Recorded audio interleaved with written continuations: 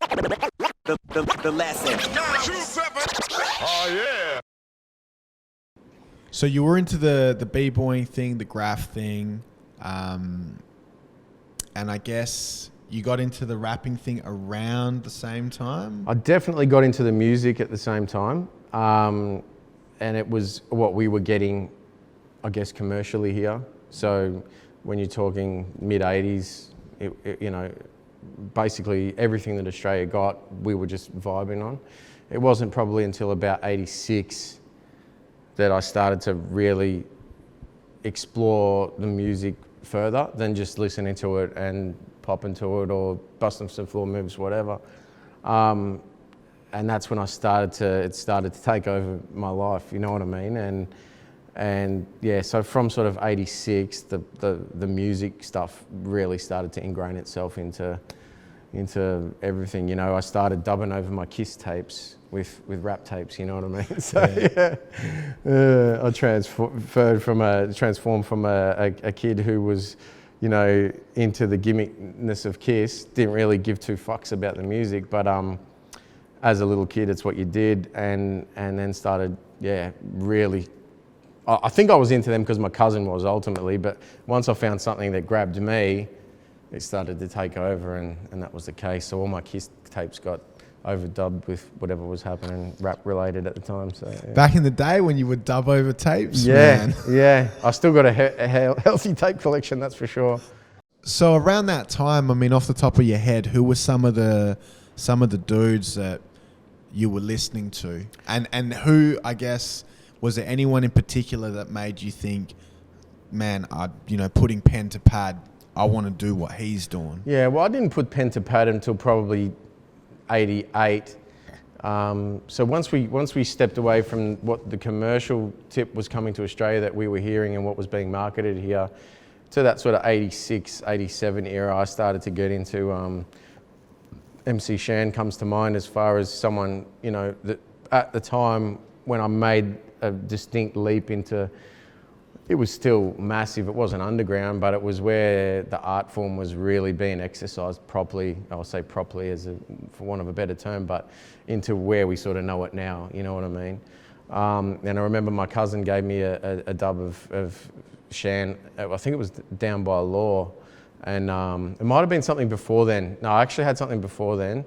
It might have been The Bridge, and then when Down by Law came out, I remember buying the album, you know, and it was I think I only had probably 3 or 4, but that one still sticks out as an original piece that I still own from, I think 86 that came out. Don't quote me on that year, but I've got a feeling it was. So, and then from there, obviously that led to more Juice Crew stuff. So Big Daddy Kane by 87.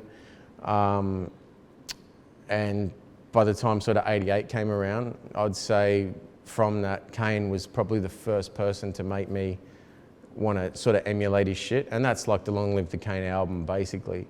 That was, you know, Kane is in my top 5 MCs. And on the strength of album 1 and half of album 2, like it's still, you know, he's still unbelievable. You've probably seen his live shows. He's like, it's something to behold, really, you know what I mean? But yeah, listening to that album, I really started to get into it and start to dabble a little bit with the pen on the paper, you know. So I'd say by 88, I'd started to come up with a little bit of shit.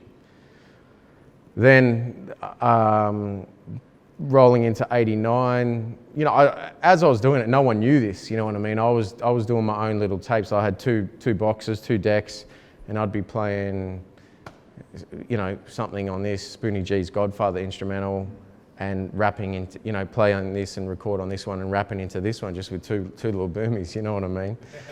No one was ever going to hear it. And then it got to the point where I met who became my rap and graph partner, Ray's Run for Cover crew.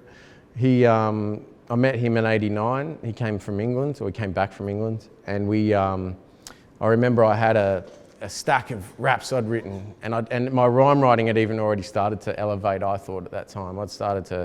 By 89, I was listening to a lot more, you know, lyricism, I guess you'd say. And I remember meeting him, and we kind of, we met up on the first day, and I had the raps in my pocket. We jumped on the V line to head to Melbourne to go to Central Station and cop some tapes, grab some graph flicks, and I sort of, really distinctly remember actually pulling the raps out on the train, because we were talking graph shit for half an hour. And then I was like, and my boys were like, oh yeah, Trem raps as well or whatever. And he was like, and I was like, yeah, check these out. And I remember him reading it and then me rapping something and him just going, that's fucking not you. You know what I mean? No way, man, no way. It took a little bit of convincing, but it was me. And he was one of the driving forces back then, sort of 89, 90 to get going with it. So kind of really started to evolve and take shape from then on, I guess, you know. Now your first, was it your first EP? 98? 98, yeah. It was done in 97. It didn't drop till the start of 98, yeah. Sheer Talent. Yeah, that's it, yeah. So what was happening between, I guess, 89 and 98? Yeah, well, I guess the interesting thing about it is that in Australia in particular, there wasn't a lot happening as far as music being released. The scene was still building as far as the music stuff. The graph shit had gained legs and gone worldwide. Musically, we were still very much, guys were just rapping in their bedrooms and just starting to rap. You know, DJs were already starting to get gigs and find their feet and become known. But as far as MCs, there was few and far between. And I remember 89 is when the AKA brothers, who was a local Melbourne crew, dropped their first 12-inch. And to me, that was a real defining factor in actually having the belief that, okay, I can listen to Kane and I can listen to G-Rap, and sort of by, I think, 89, Finesse's album dropped, who was another massive inspiration to me. Return of the Funky Man? Yes. Funky Technician. Funky Technician job. Yeah. With Mike Smooth. That's it, yeah. But Primo did all the cuts, so worked that one out. Oh, did he? Yeah. Oh, no shit, I never knew that. No shit. That bugged us for years, that one. But what happened is I remember AKA dropped, and so going from kind of busting these little raps to your mates to actually someone putting some shit out, it was a case of saying, well, fuck, we can do this, you know what I mean? You can actually follow through with it and not just bust raps, even if it's at a little shitty jam or if it's just to your mates in the park getting pissed on a Friday night or whatever. There must be some avenues to actually put it out. So they were the forefront. I know some shit was happening in Sydney, and I'm not sure of what was happening in Adelaide in the late 80s musically, but you know, AKA was the defining factor for me as far as a local artist, you know, completely being responsible for me saying, yeah, fuck it, I'm going to keep writing, keep doing this. So I guess to add on to that then, so that kind of gave us a little bit more. We started to come up from Geelong to Melbourne and start to find out more about gigs and go to local events, shit like that. But, you know, as it grew, I guess we kind of grew with it. But a funny one is prior to Ray's actually becoming my rapping partner, my first rapping partner was a guy named Jamie, MCJ, and he was like a 7-foot black guy from Harlem. His old man was a Harlem Globetrotter. And he was older than me, so I was still only 16 or something. And his place, he lived in Geelong as well. And I can't remember how we met up with him, but he was like, come over, I got a little setup and shit. So his place was the first place we went to in like 89, must have been maybe 1990, that had decks, you know, shitty old fucking belt drives that, you know, and his DJ had this like mixer this big, but it was like, fuck, we were bugging, and a sound system set up in the tin shed, you know what I mean? So we were kind of bugging on this, and he was like, come over, you know, check it out. We came over, and his DJ was playing like Simon Harris records and cutting over it and shit like that. And then, so we used to go over there on weekends, and that's actually where I started to go from rapping like this to actually holding a microphone and almost like half putting on a show of some description. And the funny thing is that what that turned into was my first live performance. So I heard on PBS at the time on Step Into the AM that Ransom had actually, who was in the AKA Brothers, he was advertising for like a little open mic session at the entertainment centre it was at the time, near Rod Laver. And, it was a chance to local MCs to get up and flex. This must have been actually about 1990, because by now I'd started to realise there was a lot more happening in Melbourne than just like sort of those key acts. And so we planned to come up and hit this show in Melbourne from Geelong, and we worked out this little 15-minute set. So it's like Trem at like 16 years old, this 7-foot black guy who's like 25 from Harlem, and an Aboriginal DJ. And it was crazy, man, you know what I mean? So we kind of, they packed up the car, drove up, I caught the train up with my boys, and we got there, and it was just real surreal to walk in and see these guys that I've been listening to on PBS or seen their graph, or and it was bugged, and we just jumped up and did our little 15-minute thing. The funniest thing is Choice Cuts, who was a DJ for AKA at the time, he had the setup there, so he had the 1200s, probably a Gemini mixer or something at the time.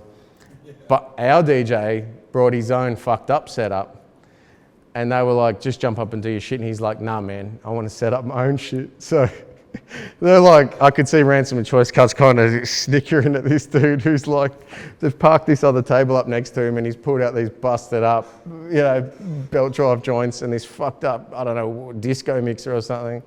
And that's what he used for the set. And it was crazy, It's actually funny because I was just talking to someone about it the other day. It jogged my memory that it even happened. But crazy times, you know what I mean? To think that we sort of, formulated that, came from Geelong, and I think we bugged everyone out, you know what I mean? That these weirdos from Geelong were up here doing some shit. So, So that's your first, I guess, on stage. Yeah. Proper performance. That's Yeah. early 90s. Yeah, I think that was about 1990. Yeah. And then, so once I guess you did that, where was your sort of head at with the whole rapping thing after that first live performance? Yeah, so after the first live performance, Jamie and I kind of parted ways. He was kind of on another tip to me, and Ray started to come into the fold as far as rapping, and we just carried our graph crew, Run for Cover, RFK, into our as our rap name. We started to get a few little spots here and there, and it just steadily built up until sort of probably, for the next couple of years anyway. We got a couple little Guernseys. I remember there was clubs like the Big Bamboo and some other joints open in the early 90s in Melbourne. And they were offering open mic nights and chances for guys to rock sets and shit, so that was all cool.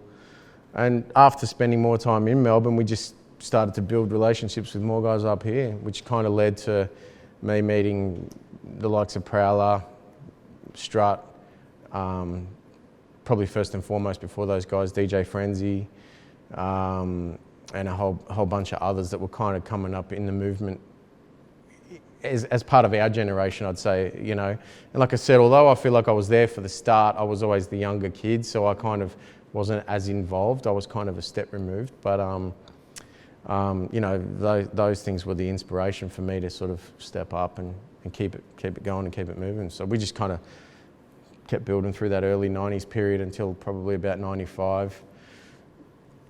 Pardon me, when things really started to get a move on as far as more radio shows, opportunities for guys to play their demos.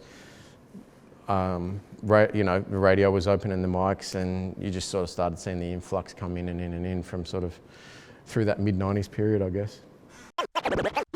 The lesson.